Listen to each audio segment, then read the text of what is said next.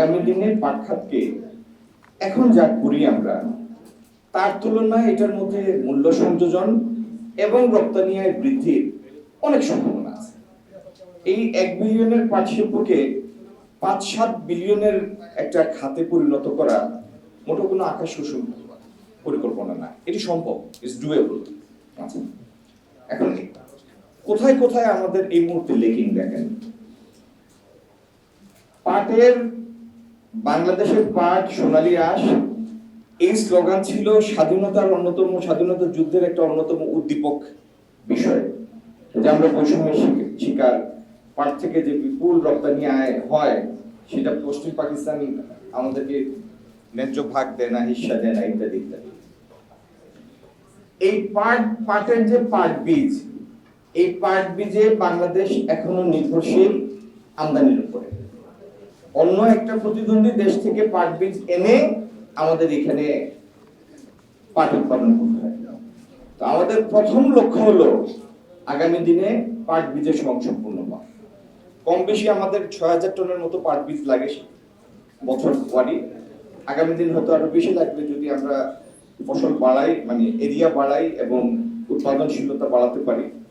তো এই 6000 টন পাট বীজ এটি আগামী দিনে বাংলাদেশে উৎপাদন করতে হবে, এটি হচ্ছে লক্ষ্য নাম্বার 1। সব জায়গায় এই কথা না আমার বলতে হয়, তালি যদি দিতে চানি তাহলে একটু মন খুলে দিয়ে, অর্ধেক দিয়ে না। দ্বিতীয় হচ্ছে, না দিলেও অসুবিধা নেই, দ্বিতীয় হচ্ছে এই যেটি আমরা উৎপাদন করলাম, যারা উৎপাদন করবেন তাদের একটা হেলদি প্রাইস পাওয়া দরকার। কারণ যে কোনো ব্যবসা, যে কোনো শ্রমের আপনি যদি উপযুক্ত মূল্য না দেন তাহলে এটার কোনো ইনসেন্টিভ নেই। এটার মোটিভেশন ইনসেন্টিভটাই হচ্ছে যে এটা একটা ফেয়ার প্রাইস পাবে। কিভাবে পাবে? JBS holdings limited. যদি ফেয়ার প্রাইস এনশিওর করতে হয়, এটা তো মুক্ত বাজার, বাজার অর্থনীতি, আপনি কাউকে চাপিয়ে দিতে পারবেন না। এবং চাপিয়ে দিলেও যদি মার্কেটের পরবর্তী পর্যায়গুলি, ধাপগুলি এটাকে সাপোর্ট না করে, তাহলে আপনি শুধু ঘোষণা বা আইন করে এটা বাস্তবায়ন করতে পারবেন না। তাহলে যারা পাট উৎপাদন করবে তাদের যদি আমরা একটা অ্যাট্রাকটিভ ফেয়ার প্রাইস দিতে চাই, তাহলে পাট পণ্যের পরবর্তী পণ্য যেগুলি, সেগুলির বৈচিত্র্য থাকতে হবে, সেগুলি বেশি বেশি টাকা আয় করে পরবর্তী পর্যায়গুলি সেটি নিশ্চিত করতে হবে। এই জন্য আমাদের পাট পণ্যের বহুমুখীকরণ দরকার এবং নতুন নতুন ডিজাইন উদ্ভাবনের জন্য সেটার পিছনে ইনভেস্টমেন্ট দরকার। আপনারা জেনে খুশি হবেন, আগামী মাসের কোন এক সময়ে, হয়তো 11-12 তারিখ, অবশ্যই আমাদের মাননীয় প্রধানমন্ত্রীর অনুমোদন সাপেক্ষে আমার চীন যাওয়ার একটা কথা আছে। তো আমরা চীনের পৃথিবীর র্যাঙ্কিং, মানে ইউনিভার্সিটি র্যাঙ্কিং এর নাম্বার 1 উৎসিতে সেই ইউনিভার্সিটিটা, তাদের সাথে আমরা ইতিমধ্যে আলাপ করেছি। তারা চায়নার অন্যান্য ইউনিভার্সিটির ফ্যাকাল্টিদের সেখানে ডাকবে। আমরা পাট এবং চামড়া সেটা নিয়ে, সেটার সাথে এই দুইটার উৎপাদন বলতে উৎপাদন পর্যায়ে উৎপাদনশীলতা বৃদ্ধি।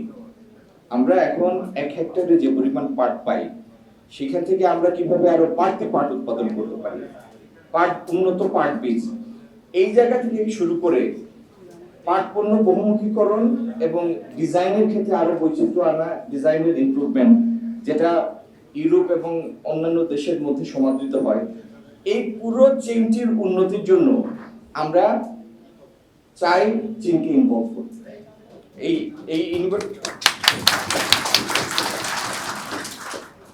তো এই জন্য আমরা অন্য একটি কাজের সাথে এটিকে যুক্ত করেছি। যদি আল্লাহ সহায় হন, মাননীয় প্রধানমন্ত্রীর অনুমোদন সাপেক্ষে আমরা চাইনিজ ইউনিভার্সিটিগুলির সাথে এই আলাপটা করব এই মাসের মাঝামাঝি সময়, চায়না থেকে।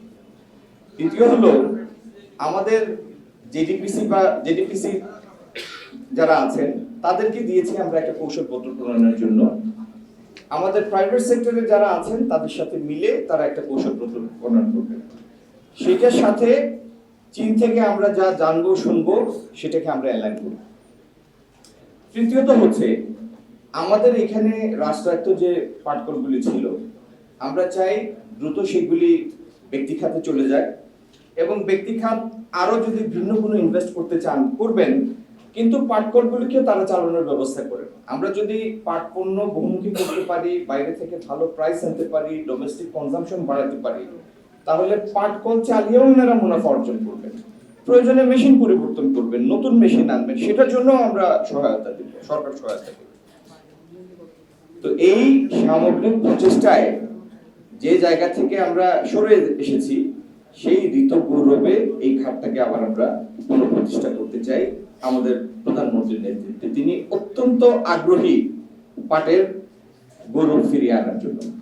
আপনাদের সবার সহযোগিতায়, আল্লাহর মেহেরবানিতে ইনশাআল্লাহ আমরা আমাদের কাঙ্ক্ষিত লক্ষ্যে পৌঁছাবো, এবং আমাদের কাজগুলি হবে একটা টাইম বাউন্ড প্ল্যান।